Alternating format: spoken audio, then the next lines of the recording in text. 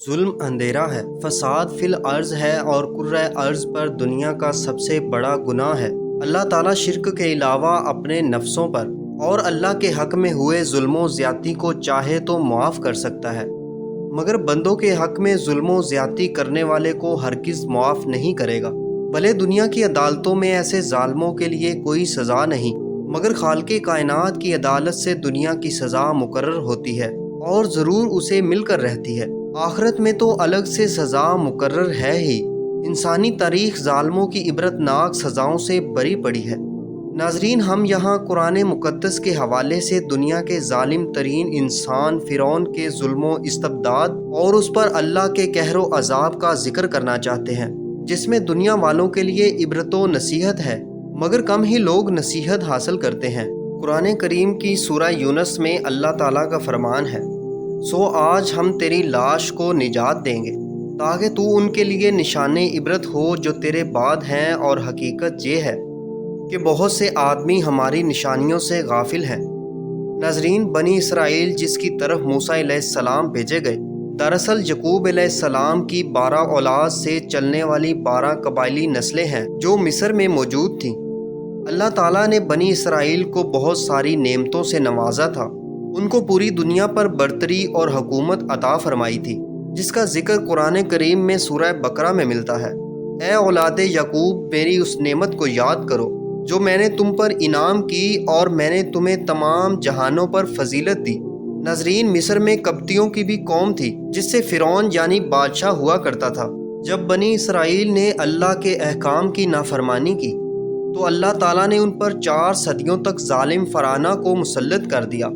فرعون نے بنی اسرائیل کو اپنا غلام بنا کر رکھا تھا اور ان میں سے کوئی یہاں سے بھاگ بھی نہیں سکتا تھا۔ دوبارہ اللہ نے بنی اسرائیل پر مہربانی کی اور موسیٰ علیہ السلام کو ان کی طرف نبی بنا کر بھیجا، اور آپ کی بدولت فرعون کے ظلم سے نجات دی۔ حضرت موسیٰ علیہ السلام اور فرعون کا قصہ بڑا طویل ہے۔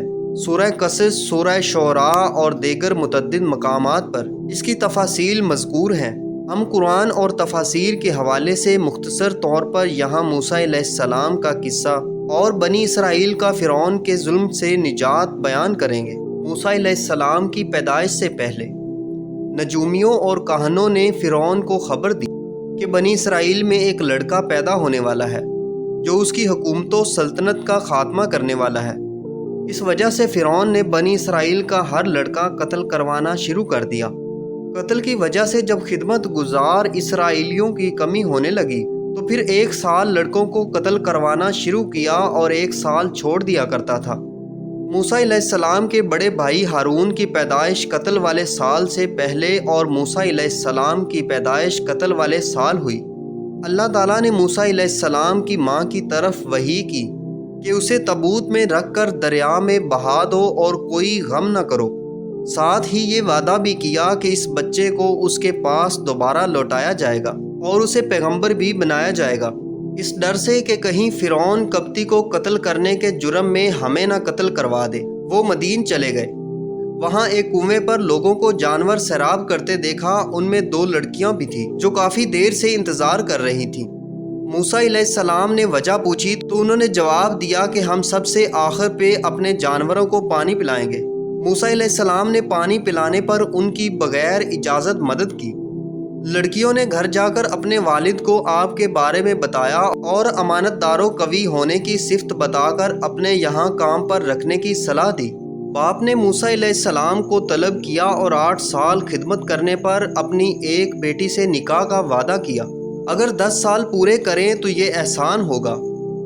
موسیٰ علیہ السلام راضی ہو گئے۔ جب خدمت کرتے کرتے مدت پوری ہو گئی تو بوڑھے باپ نے آپ سے ایک بیٹی کا نکاح کر دیا۔ اب موسیٰ علیہ السلام اپنے اہل و مال کے ساتھ واپس لوٹ رہے تھے کہ راستے میں آگ کی تلاش میں ایک جگہ ٹھہر گئے۔ بیوی کو انتظار کرنے کا کہا اور خود اس جگہ آگ لینے چلے گئے جہاں سے روشنی نظر آ رہی تھی۔ وہاں پہنچنے پر اللہ نے موسیٰ علیہ السلام سے کلام کیا اور آپ کو نبوت سے سرفراز فرما کر فرعون کی طرف جا کر اسے نرمی سے تبلیغ کرنے کا حکم دیا۔ اللہ نے آپ کو بطور معجزہ 2 نشانیاں عطا فرمائیں۔ موسیٰ علیہ السلام کے اندر ایک خوف یہ تھا کہ انہوں نے قبطی کو مار دیا تھا، اور دوسرا خوف یہ تھا کہ فرعون بڑا ظالم تھا، وہ رب ہونے کا دعوے دار ہے، ساتھ ہی آپ کی زبان میں لکنت بھی تھی، اس لیے اللہ سے 4 باتوں کی دعا کی۔ اللہ تعالیٰ فرماتا ہے، موسیٰ نے کہا، اے میرے پروردگار، میرا سینہ میرے لیے کھول دے اور میرے کام کو مجھ پر آسان کر دے، اور میری زبان کی گرہ بھی کھول دے تاکہ لوگ میری بات اچھی طرح سمجھ سکیں، اور میرا وزیر میرے کنبہ میں سے کر دے، یعنی میرے بھائی ہارون کو تو اس سے میری کمر کس دے اور اسے میرا شریک کار کر دے۔ دونوں بھائی موسیٰ اور ہارون علیہ السلام نے فرعون کو رب العالمین کا پیغام سنایا اور اللہ وحدہ لا شریک کی عبادت کی طرف بلایا، مگر اس نے سرکشی کی اور نبوت کی نشانیاں طلب کی۔ موسیٰ علیہ السلام نے اپنے نبی ہونے کا معجزہ پیش کیا، لاٹھی کا سانپ بن جانا، بغل میں ہاتھ لگانے سے اس میں چمک پیدا ہونا۔ فرعون نے جادوگری کہہ کر اس کا بھی انکار کر دیا۔ پھر فرعون نے اپنے ماہر جادوگروں سے موسیٰ علیہ السلام کا مقابلہ کروایا۔ مقابلے میں پہلے فرعون کے جادوگر نے اپنی لاٹھیاں اور رسیاں زمین پر پھینکی، اور آخر میں موسیٰ علیہ السلام نے اپنی لاٹھی پھینکی، جو اژدھا بن کر جادوگروں کے تمام آلات نگل گیا۔ یہ منظر دیکھ کر سارے جادوگر موسیٰ اور ہارون کے رب پر ایمان لے آئے۔ فرعون اب بھی ایمان نہ لایا اور خود کو ہی معبود کہلواتا رہا، لوگوں سے کہتا، میں تم سب کا سب سے بڑا معبود ہوں۔ یہ فرعون کا سب سے بڑا گناہ تھا۔ اس کے علاوہ قرآن نے فرعون کو سرکشی کرنے والا، بنی اسرائیل پر ظلم و ستم ڈھانے والا، ان کا قتل کرنے والا اور فساد مچانے والا کہا ہے۔ اللہ تعالیٰ فرماتا ہے، یقیناً فرعون نے زمین میں سرکشی کر رکھی تھی اور وہاں کے لوگوں کو گروہ گروہ بنا رکھا تھا، اور ان میں سے ایک فرقہ کو کمزور کر رکھا تھا، اور ان کے لڑکوں کو تو ذبح کر ڈالتا تھا اور ان کی لڑکیوں کو زندہ چھوڑ دیتا تھا۔ بے شک و شبہ وہ تھا ہی مفسدوں میں سے۔ اس کے علاوہ رسول کی تکذیب کرنے والا فرعون اور اس کے لشکر کو قرآن نے کہیں ظالم قوم کہا، کہیں فاسق قوم کہا، کہیں قاہر تو کہیں سرکش و باغی اور کہیں متکبر کہا۔ ایک طرف فرعون اپنے ان مظالم کی وجہ سے اللہ کی عدالت سے دردناک عذاب کا مستحق تھا ہی، دوسری طرف موسیٰ علیہ السلام نے اس کی ہلاکت کی اللہ سے دعا بھی مانگ لی۔ اللہ تعالیٰ فرماتا ہے، اور موسیٰ نے عرض کیا، اے ہمارے رب، تو نے فرعون کو اور اس کے سرداروں کو سامان، زینت اور طرح طرح کے مال دنیاوی زندگی میں دیے۔ اے ہمارے رب، اسی واسطے دیے کہ وہ تیری راہ سے گمراہ کریں۔ اے ہمارے رب، ان کے مالوں کو نیست و نابود کر دے اور ان کے دلوں کو سخت کر دے، سو یہ ایمان نہ لانے پائیں، یہاں تک کہ دردناک عذاب کو دیکھ لیں۔ پھر کیا تھا دنیا ہی میں فرعون اور اس کے لشکروں پر اللہ تعالیٰ کی طرف سے قسم قسم کا عذاب آنا شروع ہو گیا۔ قحط سالی، پھلوں کی کمی، طوفان، ٹڈیاں، گن کا کیڑا، مینڈک اور خون کا عذاب آیا، حتیٰ کہ ان کے ساختہ پرداختہ کارخانے اور اونچی اونچی عمارتوں کو بھی درم برم کر دیا۔ فرعون موسیٰ علیہ السلام سے عذاب ہٹانے کے بدلے بنی اسرائیل کی آزادی کا وعدہ کرتا، مگر کبھی نبھاتا نہیں۔ فرعون اور اس کے لشکروں پر دنیا کا سب سے بڑا عذاب یہ آیا کہ جب موسیٰ علیہ السلام بنی اسرائیل کو لے کر ایک دن اچانک بھاگ نکلے اور فرعون ماں لشکر ان کا پیچھا کیا۔ دریا کے پاس پہنچ کر موسیٰ علیہ السلام نے اللہ کے حکم سے پانی پر لاٹھی ماری اور 12 راستے بن گئے۔ اس طرح موسیٰ علیہ السلام اور ان کی قوم ان راستوں سے پار نکل کر ہمیشہ کے لیے فرعونی ظلم و ستم سے نجات پا گئے۔ اور جب فرعون اور اس کا لشکر دریا عبور کرنے لگے تو اللہ نے پانی کو آپس میں ملا کر ڈبو دیا اور سب کو ایک آن میں موت کی نیند سلا دیا۔ سورہ بقرہ میں اللہ تعالیٰ فرماتا ہے، اور جب ہم نے تمہارے لیے دریا چیر دیا اور تمہیں اس سے پار کرا دیا اور فرعونیوں کو تمہاری نظروں کے سامنے اس میں ڈبو دیا۔ ناظرین، ترمذی کی صحیح حدیث میں ہے کہ نبی اکرم صلی اللہ علیہ وسلم نے ذکر کیا، جب فرعون ڈوبنے لگا تو جبرائیل علیہ السلام فرعون کے منہ میں مٹی ٹھونسنے لگے، اس ڈر سے کہ کہیں وہ لا الہ الا اللہ نہ کہہ دے تو اللہ کو اس پر رحم آ جائے۔ فرعون کو اس کے ظلم کے بدلے دنیا میں مختلف قسم کی سزا ملی، دردناک طریقے سے غرق آب بھی کیا گیا۔ مرتے وقت فرشتے اس کے منہ میں دریا کی مٹی ٹھونس رہے تھے۔